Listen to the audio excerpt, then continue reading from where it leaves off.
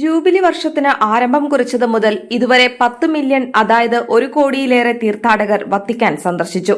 Francis മാർപ്പാപ്പ തുടക്കം കുറിച്ച 2025 ജൂബിലി വർഷ ആഘോഷങ്ങൾ 2026 ജനുവരി 6-ന് അവസാനിക്കുമ്പോൾ നഗരത്തിലെ ബസിലിക്കകളിൽ 3 കോടിയിലേറെ തീർത്ഥാടകർ സന്ദർശനം നടത്തുമെന്നാണ് വത്തിക്കാനിലെ ഉദ്യോഗസ്ഥരുടെ കണക്കുകൂട്ടൽ. 2024 ക്രിസ്തുമസ് തലേന്ന് സെന്റ് പീറ്റേഴ്സ് ബസിലിക്കയുടെ വിശുദ്ധ വാതിൽ തുറന്നാണ് ഫ്രാൻസിസ് പാപ്പ 2025 ജൂബിലി വർഷത്തിന് തുടക്കം കുറിച്ചത്. വത്തിക്കാനിലെ saint Peter's basilica, saint John Lateran basilica, saint Mary Major basilica, saint Paul basilica എന്നിങ്ങനെ റോമിലെ 4 ബസിലിക്കകളിൽ മാത്രമാണ് വിശുദ്ധ വാതിലുകൾ സാധാരണയായി നിശ്ചയിച്ചിരിക്കുന്നത്. എന്നാൽ 2025 ജൂബിലി വർഷം ഫ്രാൻസിസ് മാർപ്പാപ്പ റോമിലെ റെബീബിയ ജയിലിൽ മറ്റൊരു ജൂബിലി വാതിൽ കൂടി തുറന്നിരുന്നു. വിശുദ്ധ വർഷത്തിന്റെ ഉദ്ഘാടനത്തോടനുബന്ധിച്ച് വത്തിക്കാനിലെത്തി ജൂബിലി ആഘോഷത്തിൽ പങ്കുചേരാനും പൂർണ്ണ ദണ്ഡവിമോചനം സ്വീകരിക്കാനും ലോകമെമ്പാടും വിവിധ തീർത്ഥാടന പദ്ധതികളാണ് ഒരുക്കിക്കൊണ്ടിരിക്കുന്നത്. വിശുദ്ധ പത്രോസിന്റെ കബറിടമുള്ള വത്തിക്കാനിലേക്ക് 2-ാം നൂറ്റാണ്ടിൽ തന്നെ തീർത്ഥാടകർ എത്തിത്തുടങ്ങിയിരുന്നുവെങ്കിലും 1300-ലാണ് കത്തോലിക്ക സഭയിൽ ആദ്യമായി ജൂബിലി ഔദ്യോഗികമായി ആഘോഷിക്കപ്പെട്ടത്. 4-ാം നൂറ്റാണ്ടിൽ പണിയപ്പെട്ട ആദ്യ ബസിലിക്ക തന്നെ വളരെയേറെ തീർത്ഥാടകർക്ക് ഇടമേകാൻ തക്ക വലിപ്പമേറിയതായിരുന്നു.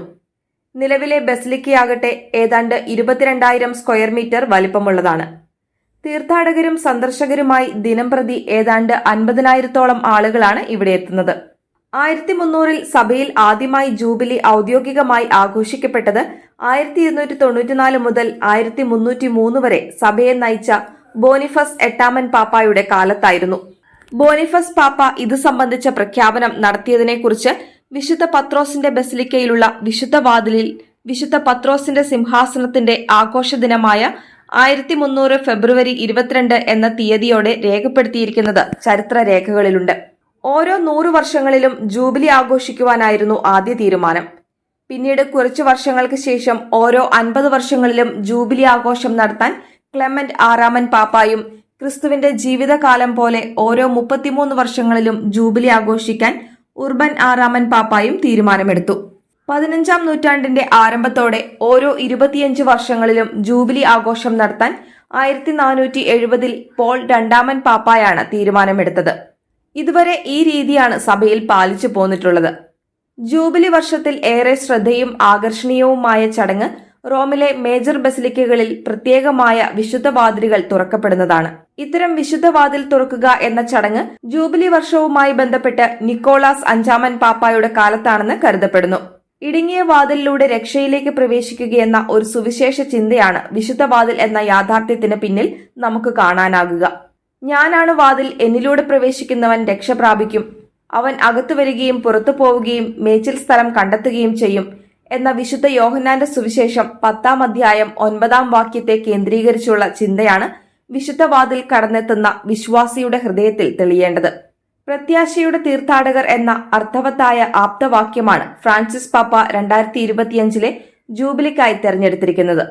ക്രൈസ്തവർ എന്ന നിലയിൽ ഈ ഭൂമിയിലെ വിശ്വാസ തീർത്ഥാടകരായ നമ്മിൽ പ്രത്യാശയും ഒരേ ലക്ഷ്യത്തിലേക്ക് യാത്ര ചെയ്യുന്നവർ എന്ന നിലയിൽ ഐക്യ സാഹോദര്യ ചിന്തകളും ഉണർത്തുന്ന ഒരു ആപ്തവാക്യമാണിത്. ക്രൈസ്തവരുടെ അനുദിന ജീവിതം പ്രത്യാശ നിറഞ്ഞ ശുഭാപ്തി വിശ്വാസത്തിന്റേതായ ഒരു യാത്രയാകേണ്ടതാണെന്ന് നാം മറന്നുപോകരുത്. പ്രത്യാശയുടെ തീർത്ഥാടകരുടെ വിശ്വാസയാത്ര പ്രത്യാശയുടെ അടയാളമായ കുരിശിലേക്കും അതിൽ സ്വജീവനേകി നമുക്ക് നിത്യജീവിതത്തിന്റെ വാതിൽ തുറന്നിട്ട ക്രിസ്തുവിലേക്കുമാണെന്ന് നമ്മെ ഓർമ്മിപ്പിക്കുന്ന ഒരു ചിത്രമാണ് 2025-ലെ ജൂബിലിയുടെ ഔദ്യോഗിക ചിഹ്നമായി പാപ്പ സ്വീകരിച്ചിട്ടുള്ളത്. ലോകത്തിന്റെ ദുരിതങ്ങളും ദുഃഖങ്ങളും ചോദ്യങ്ങളും വെല്ലുവിളികളും ആടിയുലയ്ക്കുന്ന മനുഷ്യജീവിതത്തിന് മുന്നിൽ കരുത്തുറ്റ അഭയമാണ് ദൈവമെന്ന ചിന്ത പകരുന്ന ഒരു ചിത്രമാണിത്.